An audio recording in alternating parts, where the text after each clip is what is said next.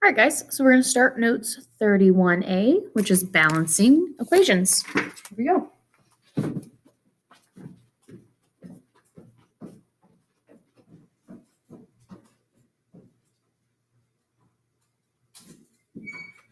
All right. So for balancing equations, it's using the equations we've been working with, but now we're going to make them balanced. If you remember a couple days ago in notes, I told you we were writing skeleton equations, which just meant they weren't balanced. We didn't have the same number of elements on one side of the arrow than the other.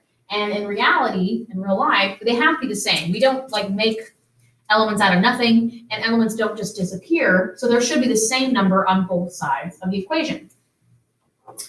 What that is called, we're trying to make happen, is the law of conservation of mass. So the law of conservation of mass says in a chemical reaction, the total mass of the reactants, so the things on this side of the equation, those are the reactants, must equal, again, that's what that arrow really means, is it's equaling, they're reacting to become the total of the products of these. I have to have the same amount on both sides. Uh-oh. Forgot to turn off the little it's supposed to be like study music that I had on for our assignment last period.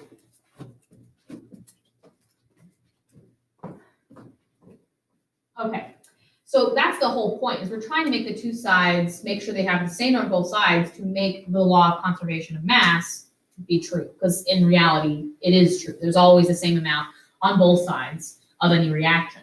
So a balanced chemical equation just means the equation in which the number of atoms of each element is the same.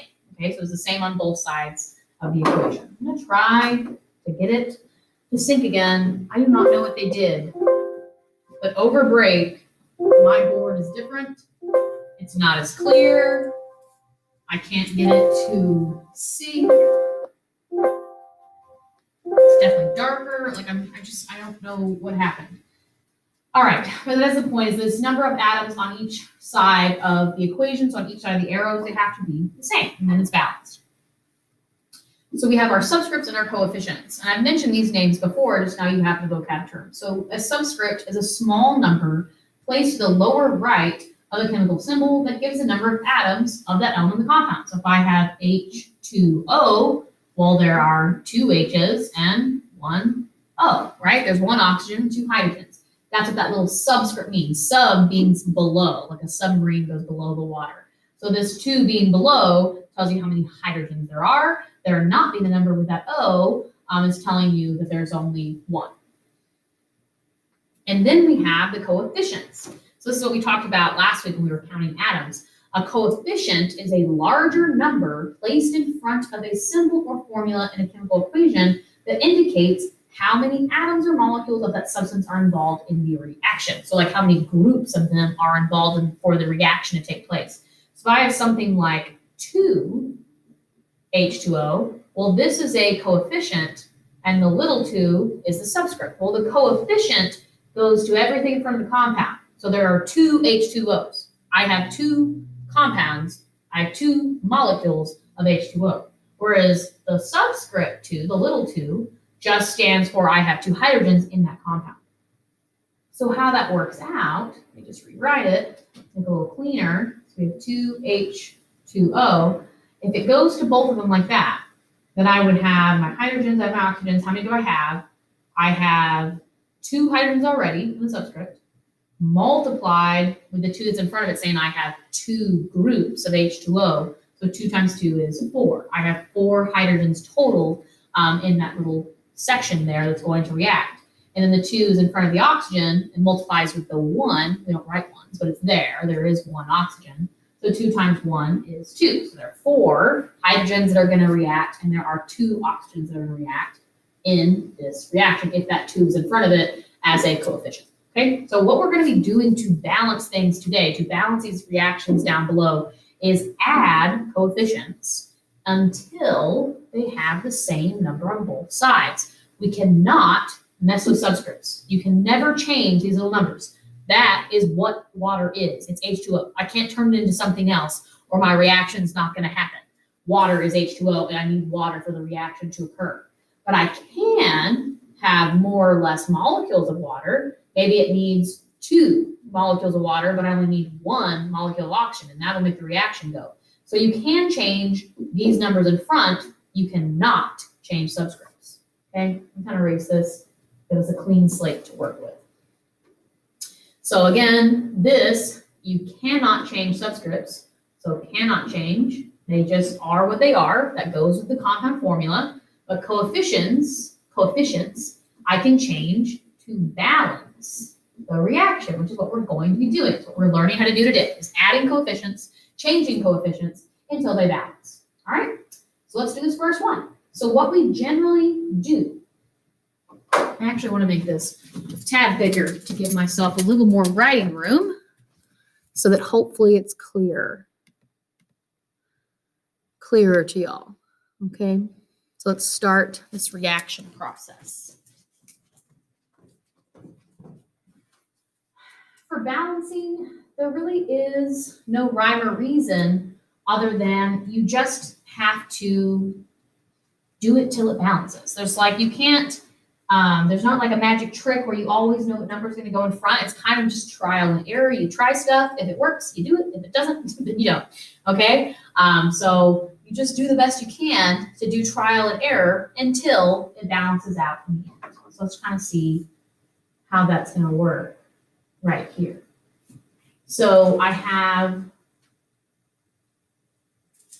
going to draw a little line down from the arrow, and then you're going to write out the elements that are in each side of the equation down the sides. And you do want them to line up. So like, notice how I put H first over here. Even if H wasn't first on this side, it is again. But even if it wasn't, I would want my H's to line up, and I would want my O's to line up. Okay? So you're always going to start by just writing down what you have and seeing what doesn't balance. So I'm going to write my elements down on the side, and then I'm going to say how much I have on this side of the equation. Well, on this side of the equation, I have 2 hydrogens. That's what that little subscript tells me. I have 2 hydrogens. There aren't any coefficients in front of it yet, so I have 2. I also have 2 oxygens, because that oxygen also has a little 2 subscript, so it's telling me I have 2 of them. On my other side of the equation, I have the 2 next to the H, so I have 2 hydrogens, but I do not have a little 2 with the O. It's made water. A hydrogen gas bonded with an oxygen gas to make water, and it only made 1 compound showing, so just 1 oxygen. Well, that's not balanced. As you can see, I have 2 hydrogens as a reactant and 2 hydrogens as a product. So that one's good. Check. But I have 2 oxygens as a reactant, and I only have 1 oxygen as a product, so that doesn't balance. So that's the one I'm going to work on. If you have more than 1 element that doesn't match, then it doesn't really matter which one you start with. In this case, I only have 1 that doesn't match, so that's the one I'm going to start with. So I'll start with oxygen. So I need to I can only change coefficients. Remember, I can only put numbers in front of them. That's all I can do. I can't change their subscripts. All I can do is add numbers in front of them until I have the same numbers on both sides. So if I only have 1 oxygen over here, but I want 2 oxygens, what number could I put right here in front of H2O, so in front of the whole compound, a coefficient that would multiply with the 1 oxygen I already have to give me 2? Well, 2. If I put a 2 there, this 2 goes to here and here. So 2 times the 1 the oxygen already has would change it to a 2. So notice as I changed the coefficient, I went ahead and showed the change that it made. It changed the oxygen to a 2 over here, but it also went to the hydrogen. 2 times 2, remember it always multiplies, is 4. It changed both those things. And there was nothing I could do about it because it went to both of them since it's in front of the whole compound. So now I have fixed my oxygen problem, but I have caused a hydrogen problem that I now have to fix. I have to keep going with this until I have the same number on both sides. All right, so how could I fix my hydrogen problem? Well, now I need 4 hydrogens over here. What number could I put in front of here that would multiply with the 2 I already have to give me 4? Well, 2. 2 times 2 is 4. Now I'll check my balancing. I have 4 hydrogens and 4 hydrogens. I have 2 oxygens and 2 oxygens. Well, that's done. That's the equation, okay? So I'm going to kind of erase some of this little messiness that I did up here to kind of show you what I was doing. And if you don't put anything anywhere, it's just a 1. And you actually don't have to write the 1s. You can leave it blank. But if you want to fill it in, it's a 1. You're just saying I needed one little compound of O2.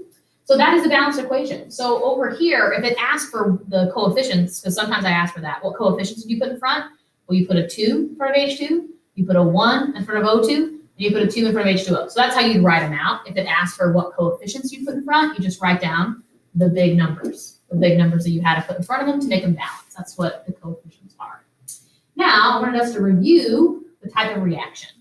So the type of reaction in this case is I have 2 little elements. So hydrogen is an element, oxygen is an element, and they combine together to make one compound. So they have one product, everything's coming into one thing. Well, that's an addition reaction. When you have smaller things adding up into one product, that's an addition reaction. Okay, there we go. Let's do another.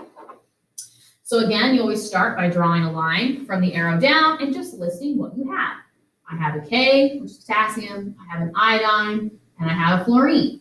Now over here, they're not in the same order, but again, I want it to be the same order on both sides. So I'm going to put K on top, then I'm going to put I, and then I'm going to put F. Because you want them to be right next to each other so you can like just do a quick glance to see if they're balanced or not. All right, then you write out what I have to start with. So on this side, I only have 1 K. On this side, I only have 1 I. And on this side, I have 2 fluorines. On this side, I have 1 K. On this side, I have 2 I's. And on this side, I only have 1 fluorine. So we can see some dilemmas. My iodines are not matching. They're not balanced. I have 1 on one side and 2 on the other. And my fluorine is not balanced. I have 2 on one side and 1 on the other. So when you come into this dilemma where I have more than one element that's out of balance, it doesn't matter which one you start with. So it literally does not matter at all. You just work with it until it works. So I'm going to start with I just because. All right. So if iodine is 2 over here, I want iodine to be 2 over here. So I'm going to look. I need something to put in front of the Ki because they're together, they're in a compound, that's going to make me have 2 iodines like the other side. Remember, there's technically a little 1 there.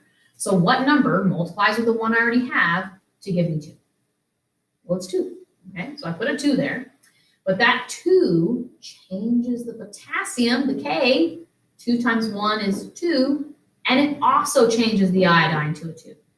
So I have fixed my iodine. The iodine matches, but I have unfixed my potassium. It made my potassium not balance anymore. So I'm going to go ahead and balance that one.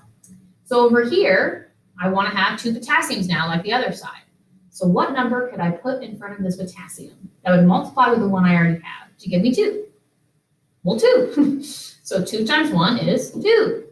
It also affected the fluorines. It's in front of both of them. So 2 times the 1 from fluorine is a 2. Now let's check.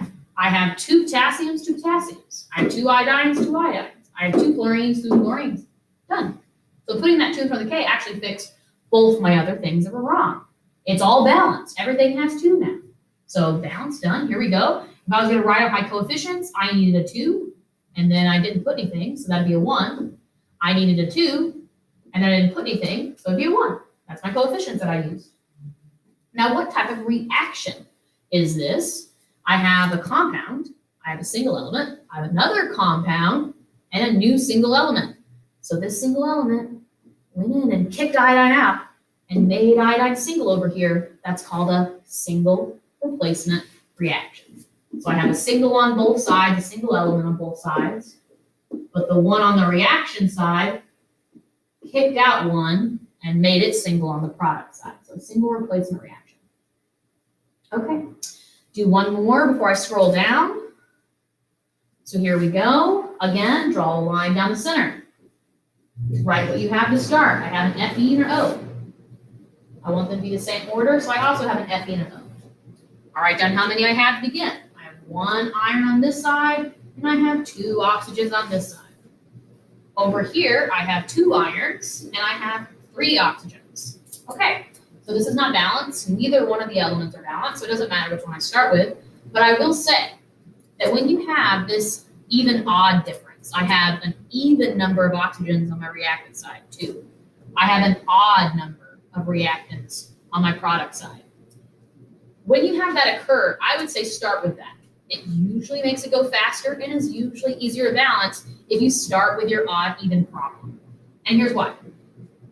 If I have a 2 right here and I put a number in front of it, there is no number that I can put in front of that would not make an even number. Nothing I can put in front of it. If I put a 1, then it's 2. If I put a 2 there, then 2 times 2 is 4. If I put a 3 there, 3 times 2 is 6. If I put a 4 there, 4 times 2 is 8. They're all even numbers. There's nothing I can do that multiplies with a 2 to give me an odd number. It's going to be an even number.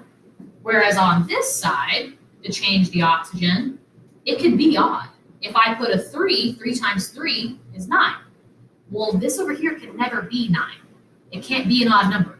So I wouldn't use the number 3 over here. A number 5. 5 times 3 is 15. Well, this can never be 15. It can't be an odd number, so I would never use a 5. So basically, what I'm telling you is your odd number is going to have to be an even number at the end because this can only be even numbers. Because nothing multiplies with a 2 that isn't even. So kind of what I do is I start with something that makes this side even. The 2 is usually your best bet. So let's start with a 2. If I put a 2 in front of it, that changes my iron to 2 times 2 is 4. And it changes my oxygen to 2 times 3 is 6. And now I'm just going to see if I can get the other side to match that. All right, let's start with our oxygen. It's a 6 over here. What can I put in front of this that multiplies with a 2 to give me 6? Well, 3. 3 times 2 is 6. So that one works. Now you can see if I can get my iron to work. So iron over here is now a 4. What can I put in front of this iron that multiplies with the 1 that it already has to give me 4? Well, 4.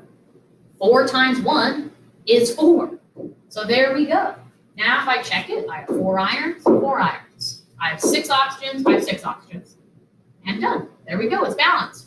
So the coefficients I ended up needing was a 4, a 3, and a 2. Now what kind of reaction is this? Well, it looks a lot like our first kind of reaction. It's a little element with another little element that forms into one bigger compound. So littles forming into one big product is an addition. So this is an addition reaction. And there we go. I'm going to scroll down. We have 1 or 2 more. Let's look. 2. And clear. Okay. I'm going to scroll up even more actually, so that my little camera button's not in the way. All right, so these last 2 have another little trick I want to show you that can speed things up if you have this occur. So like always, draw the line from the arrow because I want these 2 sides of the equation to match and start writing out my elements that I have. But here's the little trick that you can do. If you notice that this is a polyatomic ion, PO4 is a polyatomic ion, and it stays PO4 over here. It stays in a group. PO4 is PO4 on the other side. They both end up being, like they don't split up. They don't split up into phosphorus or oxygen. If they stay together as a group, then I can keep them as a group when I write them out. It makes it a lot faster if you can keep things as a group. Now, if phosphorus split up, if it became phosphorus by itself and oxygen by itself on the other side, I would not be able to do this. It has to stay the same group over here. So like another example, okay, Ag is on both sides, but it's not a polyatomic ion. But NO3 is nitrate. It's a polyatomic ion, and it stays NO3 over here. It doesn't split up in the reaction, so I can keep NO3 together. And that's just going to help me go faster when I'm balancing this if I can keep those groups together. You technically can split them all up. That's way more annoying. So I definitely recommend doing it this way if you notice that the groups are staying together on both sides of the equation. All right, so I'm going to write out how many I have. I have 3 sodiums, and on this side I have 1. For the PO4, if there were more of them, it would be in parentheses like this and have a number like that. Well, that's not happening. So there's just one group of PO4, so it's just 1. I have 1 PO4. I know there's a 4 there. That's because in PO4 there's 4 oxygens. I only have 1 group, PO4. On this side, I also only have 1. Silver has 1, and over here silver has 3. On this side, the nitrate, again, it's not in parentheses or anything, so there's just one nitrate. And over here, it's also one. All right, so I only have sodium to fix and silver to fix, maybe. I mean, when fixing it, it might mess up something else. But being that I have 2 to fix, it doesn't matter which one I start with. I don't have the odd even thing. These are both odd numbers, so it doesn't matter which one I start with, just pick one. So let's start at the top, sodium. I want to make this side and this side match. So this side has 3, this side has 1. So what could I put in front of that sodium that would make it also have 3? Well, 3 times 1 is 3. So that fixes it. But it also is in front of everything else. It's in front of this group of nitrate. So it's making it to where I have 3 nitrates. Okay? So it changed my nitrate as well. Now I'm going to go down to the next spot. I fix my sodiums. My phosphates are still fine. So I'll skip down to silver. See if I can fix it. So silver over here is 3, but silver over here is only 1. So what can I put in front of that silver, Ag, multiplies with 1 to give me 3? Well, 3 again.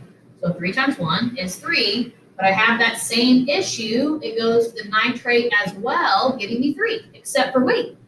It's not an issue. It actually fixed my problem. I now have 3 sodiums, 3 sodiums, 1 phosphate, 1 phosphate, 3 silvers, 3 silvers, and 3 nitrates, 3 nitrates. I'm done. They're balanced. They have the same number on both sides. This is why it's really important to make sure you are keeping tabs. Always write down the change. Because if you don't, you'll probably miss it and then think you have to keep balancing. You'll be balancing the same equation forever when really you already balanced it 5 minutes ago.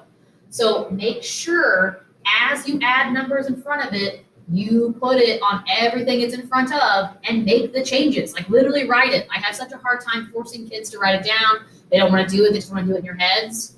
This is hard. This is hard to do in your head. It's hard to keep track of in your head. It's very easy to make a mistake. So don't write it down. I've been doing this for, I don't even know, how old am I? Like 15 years now. I've been in chemistry classes and I still write it down. Even when I'm doing problems on my own, I write it down because I know I won't make a mistake that way. All right, now what kind of type of reaction is this? I have 2 compounds that became 2 different compounds. They swap partners. The sodium joined the nitrate and the silver joined the phosphate. They swapped partners. It was a double replacement reaction. I had 2 compounds that replaced each other. They made new compounds. So it's a double replacement. All right, last one. Again, draw the line down. This is the same thing. It's just a little more complicated so you can see it again. So I have 10, which is SN. I'll put my 10 over here. I have my group again. So does ClO3 stay ClO3? Yes, it does. So if it stays that way, then I can keep it that way. ClO3. I can keep it together as a group and it will help speed up my process of balancing. Then I have potassium K, and then I have phosphate, PO4, and it stays phosphate over here, so I can keep it together in a group. Okay, now how many of each one do I have? I have 1 10 over here, I have 3 10s over here. I have 4, that's what that 4 tells me. It tells me I have 4 groups of chlorate, so I have 4 of them, and over here I only have 1. Over here I have 3 potassiums, but over here I only have 1. For phosphate over here I have 1, just 1 group of phosphate, but over here I have 4. I have 4 groups, so that forms. All right, so now we have it set up. None of them are balanced. If none of them are balanced, and I don't have my odd-even problem, I'm just start. So yeah, that's pretty much it. We just begin. Actually, this is an odd-even problem, so I could try to make this one even first. I could start there. It doesn't really matter where you start, but let's do that. So I know that this side has to be an even number because this side will always be an even number because anything multiplied by 4 will be even. So let's multiply this by an even number over here. What could I put in front of this that will give me 4 chlorates? Well, 4, and it's even, so I know it's even and it's going to give me 4. It's going to go to the potassium, and it's going to go to the chlorate. Okay? So that will give me 4 groups of chlorate, but it also gives me 4 potassiums. I'm already seeing a dilemma. So this is probably going to be one that takes me a little longer to solve. That's okay. But now I'm noticing that this potassium is now all out of whack. There's 4 over here and only 3. I can't really give it 1 more because something is going to have to multiply by 3. There's no way to make it 4. Nothing times 3 is 4. So it's going to have to get bigger, which means this one's going to have to get bigger too until they match. So let's just kind of play around. Let's put a 2 here. See what happens. No, I already, you know what? Let's hold off on that one for a second. It doesn't matter. We can play around with it, but I know that this will be faster. I already know the phosphate over here is 4 and this one's not. So let's go ahead and make it 4. How about that?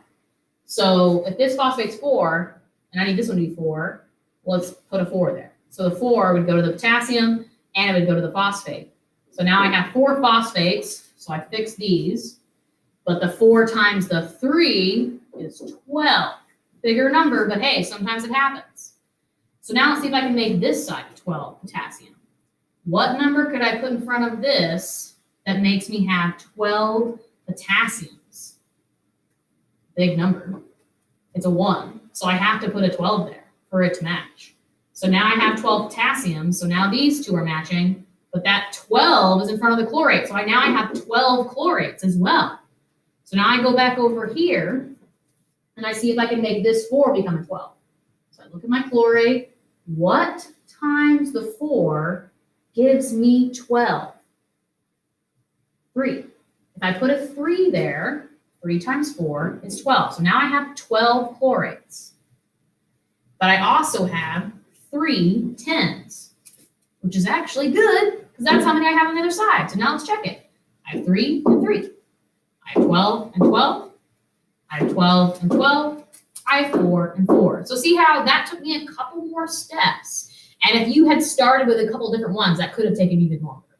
But basically, you just trial and error it until it works. I will say, if you've gone too long, if you've been balancing something for like more than a couple minutes, probably start over. You probably misadded something. You probably mismultiplied. You probably wrote something down wrong. If it's taking you that long, these are never that hard. So you probably should just start over. You probably messed up somewhere and it's throwing off your count. Just a little hint that it's taking you more than 5 minutes. Probably just erase and begin again. All right, now what type is this? It's the same type as this one because we have 2 compounds that switched places and became 2 different compounds. So we have that double replacement reaction again, which in our lab you saw made precipitates. So it's 2 liquids mixed together to make a solid is always what those kind of reactions do. Okay, there we go.